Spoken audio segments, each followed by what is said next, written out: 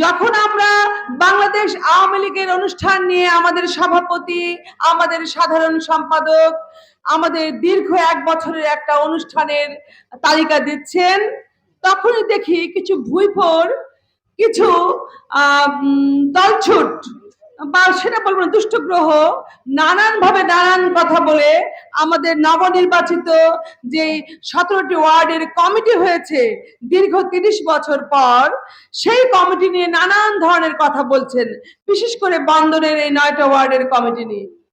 আমি এর আগেও এখানে অনুষ্ঠান করে গেছি, এত জাঁকজমক দেখিনি, কিন্তু এই কমিটি হওয়ার পরে জসিমউদ্দিন জসু ভাই এবং শাহাবুদ্দিন ভাইয়ের নেতৃত্বে যেই কমিটি, সেই কমিটির জন্য আজকে কিন্তু সুন্দর একটা অনুষ্ঠান হচ্ছে, তাই আমরা করতালি বাজাবো তাদের জন্য। তাই রাজনীতিতে গতিশীল সংগঠনের বিকল্প নেই। গতিশীল সংগঠন করতে গেলে আমরা যখন ভাত খাই, সবকটা ভাত কিন্তু আমাদের একসাথে আমরা খেতে পারি না, কিছু ভাত ঝরে যায়, তাই না?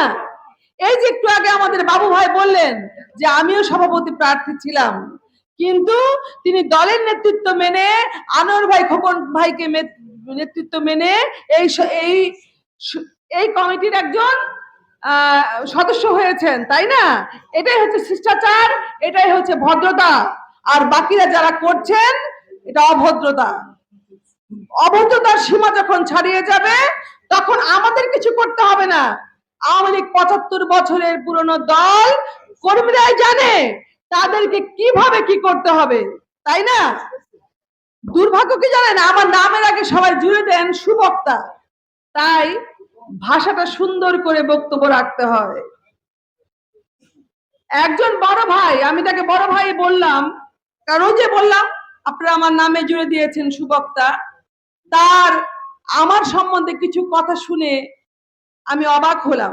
তিনি বলছেন, তারা বলছেন যে আমি নাকি পায়ে ধরে যুব মহিলা লীগের পদ নিয়েছি। আপনাদের জ্ঞাতার্থে জানিয়ে দিতে চাই, আমি কিন্তু যখন যুব মহিলা লীগ কমিটি হয় তখন সবচেয়ে নারী রাজনীতি যারা করেছেন, ছাত্র রাজনীতি, সবচেয়ে আলোচিত, সবচেয়ে ত্যাগী এবং পরিশ্রমী এবং একটা কলেজের সভাপতি ছিলাম আমি ছাত্রলীগের। তাই যুব মহিলা লীগের যখন কমিটি হয় 2000 সম্ভবত 6 সালে নারায়ণগঞ্জে সম্মেলন হয়েছিল এস এম আকরাম, আমাদের সাবেক আহ্বায়ক, তার বাড়ির ছাদের মধ্যে। তখন কিন্তু আনোয়ার ভাই উপস্থিত ছিলেন, খোকন দাদা ছিলেন না।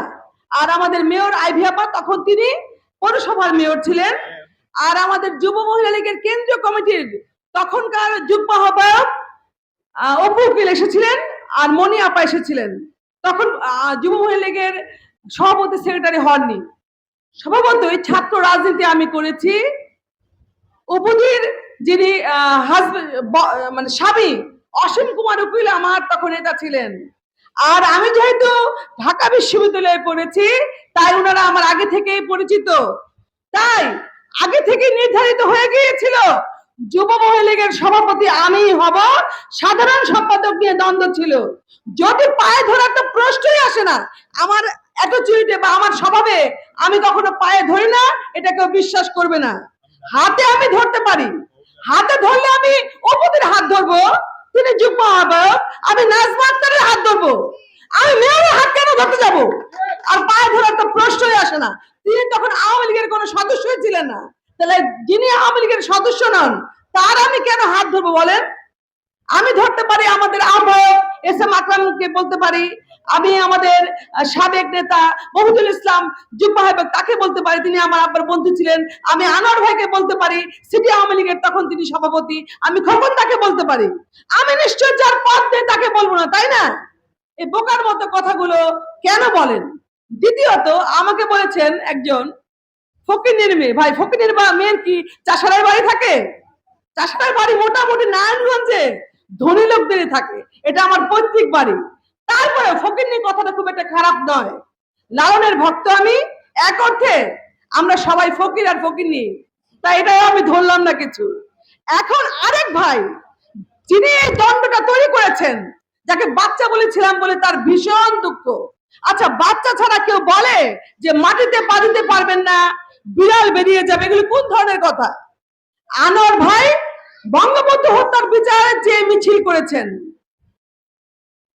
সেই লোক কি এখন ভয় পাবে একটা বাচ্চা ছেলের, যে যিনি বলবেন যে মাটিতে পা দিতে পারবেন না? আবার খোকনদাকে বলেন কি কমিটি করেছেন, একবার আপনি প্রেসিডেন্টের সাথে মিলেন, একবার মিলেন না। ভাই, মিলুক বা মিলুক না, খোকনদার ভাষাটা কেমন? তিনি কি বেয়াদবি করে? বেয়াদবি করে না কিন্তু। গণতান্ত্রিক রাজনৈতিক দলে আমরা অনেকে অনেকের বিরুদ্ধে কথা বলতে পারি। এই যে এখনো যে আমি বললাম, মেয়রকে কিন্তু সম্মান করে মাননীয় মেয়র বললাম, তাই সম্মান করে কথা বলতে হবে, আর মিথ্যা কথা না বলাই ভালো। আমি এমন কথা বলবো না যে কথার কোনো ভিত্তি নেই। আমি আর বদনাম করবো না, শুধু একটু বলতে চাই কথা, সেটা হচ্ছে যে আমি ভাবলাম আচ্ছা এত কেন আমার বিরুদ্ধে বলছে, বা আনোয়ার ভাই খোকনদার বিরুদ্ধে। দেখি তো এই লোকটার পরিচয়। পরে তার এক আত্মীয় আছেন অ্যাডভোকেট, তিনি আমাদের চেম্বারে যে বলে এসেছেন, মেয়র আইভি আপার বদৌলতে তিনি একটি কাজ করেই 20 নম্বর ওয়ার্ডে ডুপ্লেক্স বাড়ি বানিয়েছেন। বুঝতে পারছেন? তাই তিনি আইভি আপার জন্য শহীদ হয়ে যাচ্ছেন। ভাই, একটা কথাই বলি, আওয়ামী লীগে আপনাদের মতো ঠিকাদারদের বেশি জায়গা নেই। তাই দয়া করে একটা ঠিকাদার লীগ বা দল বা ফোরাম বানিয়ে নিন, সেখানে যে আমাদের বিরুদ্ধে যত ইচ্ছা তত বলুন। রাজনীতি করেন, রাজনীতির কোনো পদ পদবি নেই, যার তার বিরুদ্ধে বললেই হলো নাকি? এগুলা কিন্তু বেশিক্ষণ বরদাস্ত করা হবে না। আজকে 75তম প্রতিষ্ঠা বার্ষিকী। আবার অনেকে বলেছেন আমার ভিডিও নিয়ে কথা। ভাই, স্থান, কাল, ধর্ম, আমার বয়স সব বিবেচনা করেই আমি ভিডিও করি। এখন সবাই করে। আপনি স্মার্ট বাংলাদেশে প্রবেশ করেছেন, আপনি করবেন না? আপনি নাই করতে পারেন, কারণ আপনার বাচন ভঙ্গি, আপনার কথা বলার ভঙ্গি, সেটা মানুষ গ্রহণ না করতে পারে। যেহেতু মানুষ আমাকে গ্রহণ করে, আমি কি আপনাদের কথায় আমার ভিডিও করা বন্ধ করব নাকি? আর টিকটক আমি করি না। টিকটক করতে হলে আরো গুণ লাগে, সেই গুণটা আমার নেই। আর এই টিকটক, এই ভিডিও, তারাই কিন্তু বিদেশ থেকে ডলার নিয়ে আসে। যত ডলার আমাদের দিকে চলে যায়, সেই ডলার তারাই নিয়ে আসে। তাই আমাকে বলে থামাতে পারবে না। আমি আজকেও অনেকগুলো ভিডিও পোস্ট করেছি, দয়া করে দেখে নিবেন, তাহলে শেয়ার করে দিন। শেষ করছি একটা কথাই বলে, আমার ভিডিও দেখে তোদের জ্বলবে, তাতেই আমার চলবে। আমি আমার মতে বিন্দাস আছি। আমি কখনো হাতি ঘোড়া গেল তল, মশা বলে কত জল, হাতি ঘোড়াকে আমি খুব একটা বেশি পাত্তা দিয়ে চলি না, আমি আমার মতো চলি। আর সেখানে একটা মশা, না হয় একটু মোটা মশা, তোমাকে ভয় পাওয়ার কিছু নেই, তোমাদেরকে ভয় পাওয়ার কিছু নেই। আমরা আনোয়ার ভাই খোকনদার নেতৃত্বে মহানগর আওয়ামী লীগে আছি, থাকবো, সুন্দর মতো করব। আর উল্টা পাল্টা কথা বলে সংগঠনকে হেলানো যাবে না।